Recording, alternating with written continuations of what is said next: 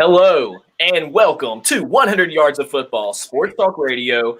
I am joined today by our host, Mr. Vincent Football Turner, the football encyclopedia, and I could not be happier today because we are going to be talking about, in our history special today, the legend himself, Al Wilson, who played at Tennessee and went on to have a great NFL career. But for me, I knew him from Tennessee. That was one of the Vols' favorite and one of my Vol friends' favorite people all through history. How's it going, Mr. Turner?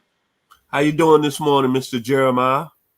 I could not be more excited. First off, I want to tell you that this video excites me for a number of reasons, but one of the main reasons is because our viewers, the great people out there at 100 Yards of Football that watch us every week, we come live every Monday and Wednesday, they wanted to see this video. They're like, Al Wilson, Al Wilson, Al Wilson. And when we did our 1998 Vols preview video, they were all over it. And they're like, you got to talk about Al Wilson. You can't go through this without mentioning Al Wilson. And it's like, well, we mentioned him, but we didn't do a special on him. So let's do a special about Al Wilson. So, of course, if I'm going to do that, I'm going to bring the encyclopedia of football knowledge himself, Mr. Vincent Turner, to come talk about Al Wilson. So let's just get into it. Let's talk about Al Wilson, and you just tell me, give us the breakdown. What is it about Al Wilson that makes everybody love him, makes him so important, and has just made him such an iconic player through the ages? Well, I think first and foremost, if you go back to the 1998 season, Al Wilson was clearly the best football player on that team and the most biggest leader of that team. And that's what sticks into a lot of Vols fans is that when you have a guy like that was a senior at the time, could have easily won an NFL draft, decided to come back and win a national championship with a team that wasn't even really rated high, came into 1998 ranked 10th. But what I remember about Al Wilson is that he was a guy, if you know anything about high school football in the state of Tennessee, was one of the most highly decorated recruited players back in 1995. He's from Jackson, Tennessee, which is about 70 miles from my hometown, which is a grade 901 Memphis, Tennessee. So I know a little bit about the young man. Outstanding fullback and running back at Jackson Century Mary, probably the most prominent high school in Jackson, Tennessee, that's had some really great athletes that came through that high school. Ed Too Tall Jones, first round pick of the Dallas Cowboys. Jackie Beard, who made the 1980 Olympic boxing team. Another gym, Adi Hicks, who played at the University of Memphis, ended up playing 8 years in the National Football League. So he came from an area that had a lot of good history as far as producing athletes. But Mr. Wilson was highly recruited. Back in 1995, everybody thought that man was coming down from the Midwest by the name of Lou Holtz. Was going to be able to sign Al Wilson. Everybody thought Al Wilson was going to go to Notre Dame, but he decided to come to Tennessee. And one thing, he came to Tennessee to play the middle linebacker position. But think about this. He came to Tennessee in 1995, and Tennessee is a school that's been a kind of middle role program in the SEC through the 70s and 80s, but they was kind of making it back at the top in the mid-90s. But what I mind about, he came to the school that had a lot of tradition at the linebacker position. Frank Emmanuel, 1965. Steve Conner, 1968. Jack Haskell Reynolds, 1968. Jackie Walker, 1971. You see what I'm saying? A lot of linebacker tradition. Carl Zanders, Alvin Toles in the 80s. Then you look at Ernest Fields, Darryl Hardy, Sean Walker. So he came into a situation that linebacker U was really intact, and he had a lot of shoes to fill. But he stood back, played a little bit his freshman year behind Tyrone Hines, came in as a sophomore, became a starter, had a real nice season in sophomore year. His junior year, that's when he came really to reaching the level of his talent. And we all know about his speech in the locker room with Tennessee being down 20-10 at Auburn in the SEC championship game, how he challenged Peyton Manning and Leonard Little, who was the seniors on that team. We all knew what happened. Tennessee came back and won that football game 27-26. No, 30-29, excuse me. But what set me with Al Wilson, when you look at college football and you look at all the great leaders that's played this middle linebacker position, like Wilson has carried their teams to higher heights. Coming into the 1998 season, Mr. Al Wilson took on the role. When I think about college football, I had Jerry Robinson did at UCLA back in 1979, or how Chris Spielman did at Ohio State in 87, or how my man Mike Singletary did at Baylor in 1981, or George Webster did in 1965 with Michigan State. Great players become great leaders, especially senior seasons. And like I said, what set me, and I think about Al Wilson all the time, his meanness, his athletic ability, his read and react performance at the middle linebacker position. But it was the third game of the year against Florida in the 1998 season. Yeah. That year, we all knew that Florida and Tennessee were going to be the two top teams that eventually were going to win the conference and go and do great things as far on the national level. Yeah. Well, that football game that night, think about this. Tennessee hadn't beaten Florida in 5 years. That's right. That was Tennessee Nimitz. And Tennessee really didn't play well that football game, but they ended up winning that football game 20-17. And think about who Florida had on the defensive side of the ball that was getting a lot more accolades than Al Wilson coming in the preseason. They had the freak, Javon Curse. They had Mike Peterson. They had Johnny Rutledge.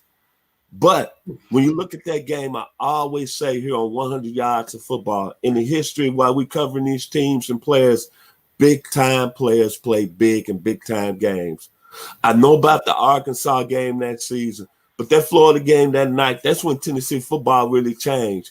And it changed because how Al Wilson played on the defensive side of the ball. 12 tackles that game, 3 forced fumbles, all over the field. And that's when Tennessee had that big win, and that's when Tennessee football kind of took off. But when you look at Al Wilson as a leader, when you look at him as a football player, one thing about a leader, when you talk that noise, you talk that smack, you lead by example. And that's what Al Wilson did. But what I became more proud about Al Wilson is that, of course, he led that Tennessee team to a 1998 national championship. He went on and had, 7 or 8 good years in the National Football League. I believe a 5-time Pro Bowler. But what defines an individual is not so much about your sports awards, but afterwards. Right. And the ability of him as a father after his career to have a son 13 years old that had brain cancer and be able to get him through that, being able to have faith, being able to have him to turn over everything he's accomplished on the football field and being that young man's life. And his son Carrington graduated a couple of years in a small school in Tennessee, is now working on his master's, I believe. I don't know what major. But think about that. All what you ever done on the national level, but your biggest challenge is when your loved one comes down with something serious about that. When we talk about cancer, and I've had a family member, my sister, that's a survivor. That's not an easy thing to go through. So that being said, that's what I'm proud about Al Wilson most of all, and him going around being a spokesman for the cancer organization throughout the state of Tennessee, but out my hometown in St. Jude's, but just what he's done on that level from a standpoint of not being a great athlete, but being a great person, a great man. And that's what great leaders do. And he's a guy that doesn't really stand in the spotlight. But I'm always going to be endeared to him because the pride he put into me. I've been a Tennessee fan ever since I was 8 years old when they played in the Cotton Bowl against Texas, baby.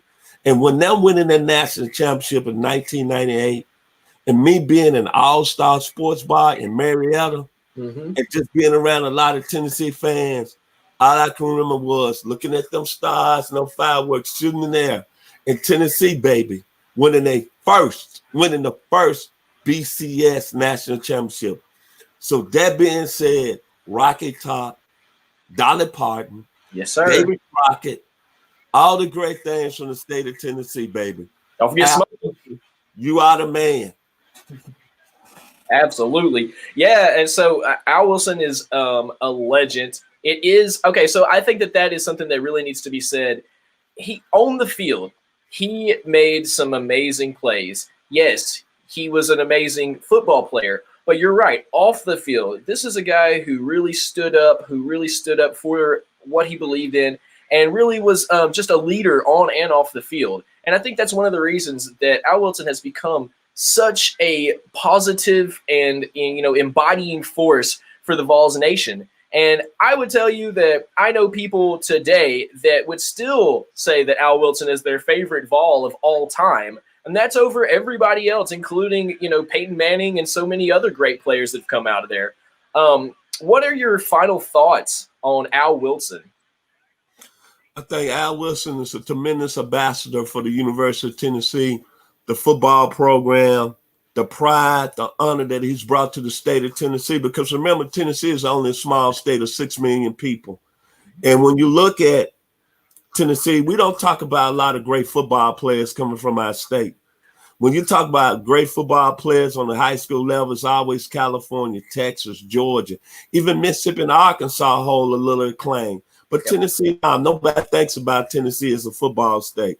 But one thing Al Wilson done for me, he put the University of Tennessee back on the national level from a football standpoint by them winning that national championship in 1998.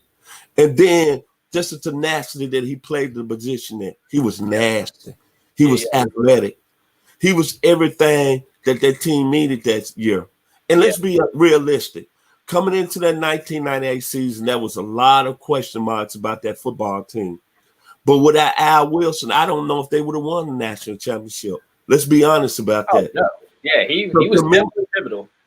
So to me, Al Wilson is the greatest leader and maybe the greatest player that they had ever at the middle linebacker position at the University of Tennessee. And it's been some great ones. As I said, Steve Conner, Jack Reynolds, Jackie Walker, Dale Jones, Alvin Toles, Carl Zanders, Ernest Fields, Daryl Hardy. There's some great football players that's played their position. But when you look at it, Al Wilson, to me, is the best that's ever came through that out of Jackson Century Mary. Yes, out of Jackson, Tennessee, 70 miles from my hometown, Memphis, Tennessee, the 901. And that's all I have to say. Great individual, great person, great leader, and a guy that leads by example. And just look at his career and then look at his afterlife as a player. Absolutely. Well, for everybody that's watching, what are your favorite moments with Al Wilson? Was it from the 98 season? Was it from his NFL career? Or was it a specific moment that just really made you know that Al Wilson was a stand-up guy that you really could rely on to be a great teammate and to be a great leader and someone that did put the Vols essentially back on the map? I mean, we were coming into that season with some juice, but nobody knew exactly what we were about to do that season. So if you're watching, please comment and tell us what you like about it. If you like this video, make sure you subscribe and follow us and share it. We'd love to share more great history videos. So if there's any other history videos on any other amazing players like Al Wilson, then please let us know in the comments what you'd like to see. And shout out to Vol Nation, Vols for Life, and several other great Facebook groups that have been sharing all of our videos. We really appreciate it. And the more that you watch, the more that we come to you.